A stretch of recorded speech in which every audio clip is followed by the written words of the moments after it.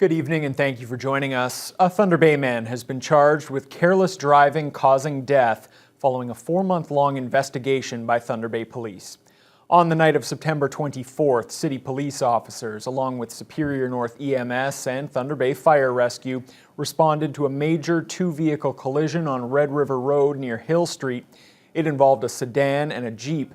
An occupant of the Jeep, 25-year-old Daniel Morose, was rushed to hospital but later died of his injuries.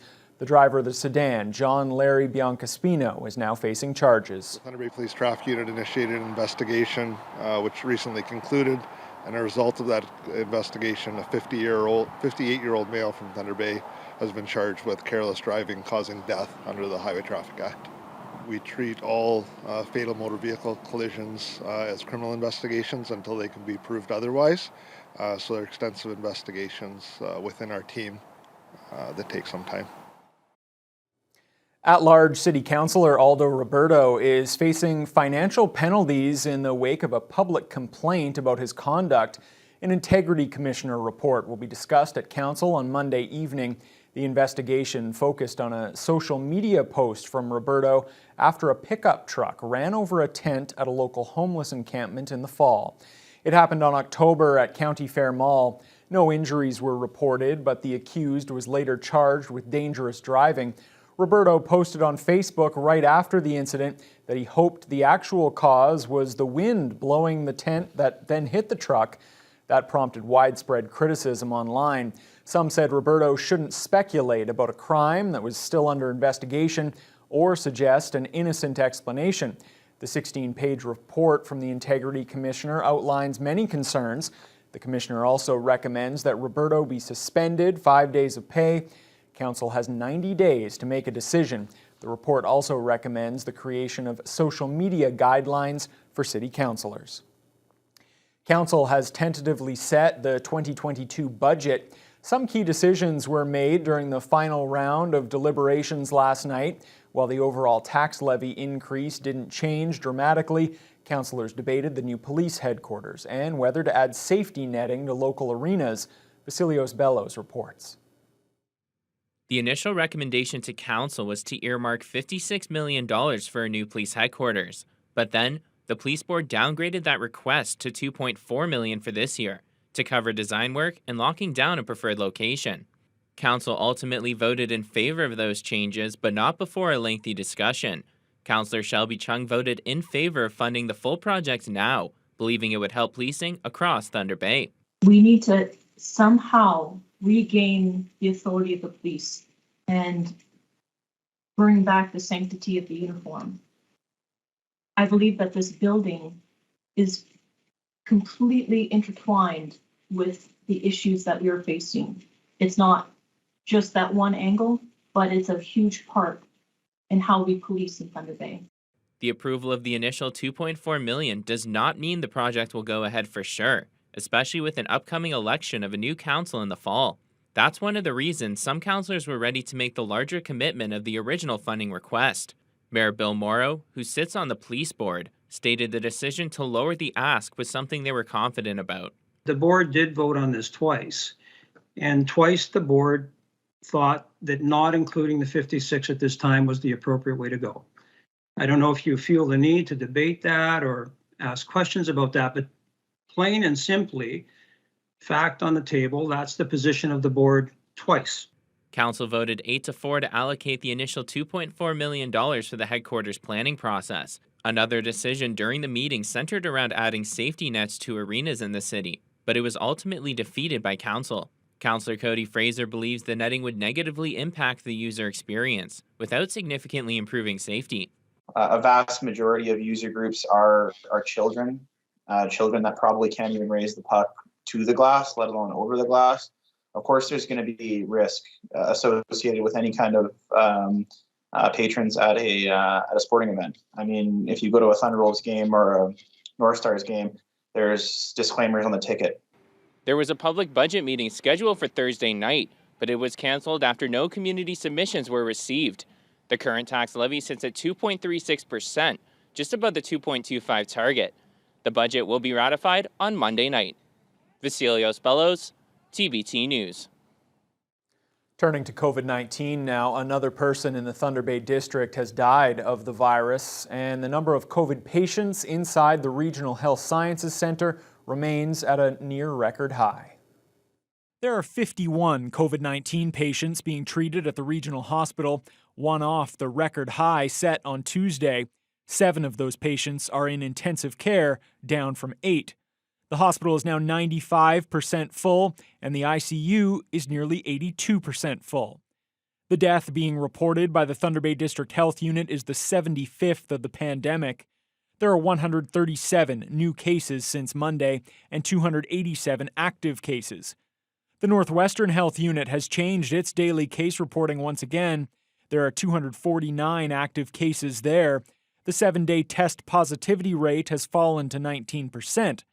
As of Saturday, there were 10 people in hospital with COVID-19, but only 2 were hospitalized because of COVID, while the others were admitted for other reasons. The Thunder Bay District Health Unit is expanding walk-in eligibility for the COVID-19 vaccine. Starting tomorrow, anyone 18 and up can get a booster shot at the CLE Coliseum building. Kids aged 5 to 11 can also walk in for second doses. Up until now, those were the last remaining groups that still needed an appointment.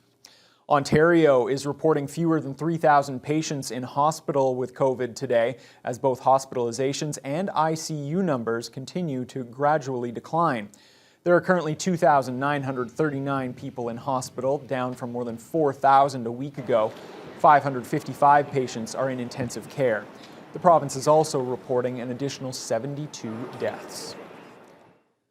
The Chippewa Park restoration project got a big financial boost today. MP Marcus Pawlowski hosted a news conference to announce nearly $500,000 of federal funding. Over the past 4 years, the Friends of Chippewa Park have been working to restore the century-old C.W. Parker carousel. Recently, the Thunder Bay Carvers created 96 different wooden elements, and local high schools have been helping out as well.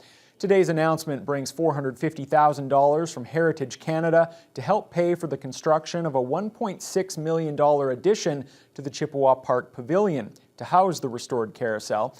And another $23,000 in federal funds will go toward making the carousel itself wheelchair accessible.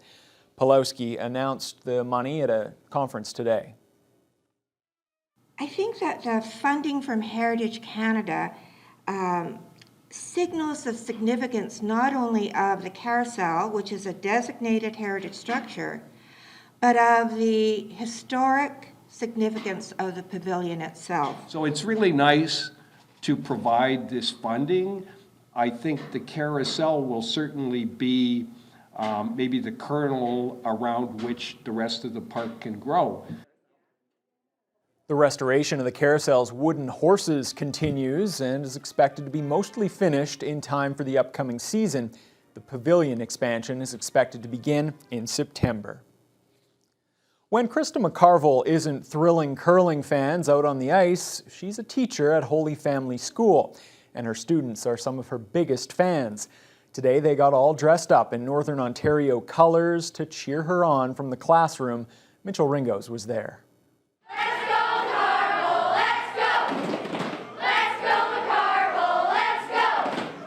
With fans not allowed to watch the Scotties, students at Holy Family School decided to cheer on the school's grade 6 teacher and her team right from their classrooms.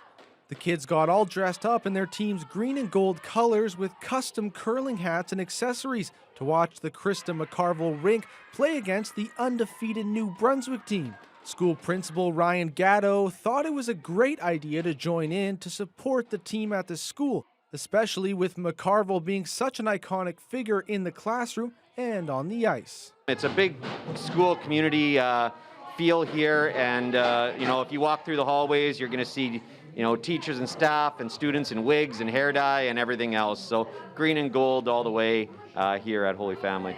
We spoke to some of McCarville's students, as well as her son Kalen and teammate Ashley Sipola's daughter Ava, about how awesome it was to watch the game together as a school community. I see your amazing sign you have there. Can you tell us a little bit about it? It has me and my mom on it. Well, she is a big role model to me because her daughter is also on my hockey team.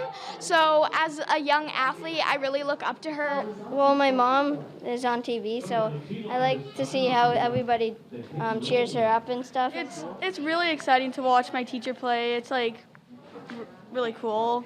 Not a lot of teachers do this stuff. Even though McCarville can't see her students during the tournament due to bubble precautions, she had a special message for them as they watched on in the classroom. I love my students and I wish that they could be cheering me on here, in the stands and, seeing their smiling faces. But I know they're on the other side of the screen and I know they're cheering for me and that I love them all and super excited to see them soon. And it looks like the school's cheering worked as Team McCarville took down the undefeated New Brunswick team, and you can bet they'll continue cheering her on throughout the rest of the Scotties tournament. Mitchell Ringos, TBT News. Yeah, those cheers worked today. Of course, Avery McRae will have more on today's outcome coming up a little later in sports. Today is Groundhog Day. Every year, people across North America wait to find out whether the little critters will predict an early spring or a longer winter. But just how accurate are those groundhogs? A Lakehead University biology professor and his graduate class decided to find out during a 2-year research study. The results from the groundhogs were mixed this year. Punxsutawney Phil and Shubenacadie Sam forecasted 6 more weeks of winter, while Wyerton Willie predicted an early spring. Professor Michael Rennie and his students studied the accuracy of those Groundhog Day predictions over the years and found that flipping a coin does just as good a job as the furry rodents in search of their shadow.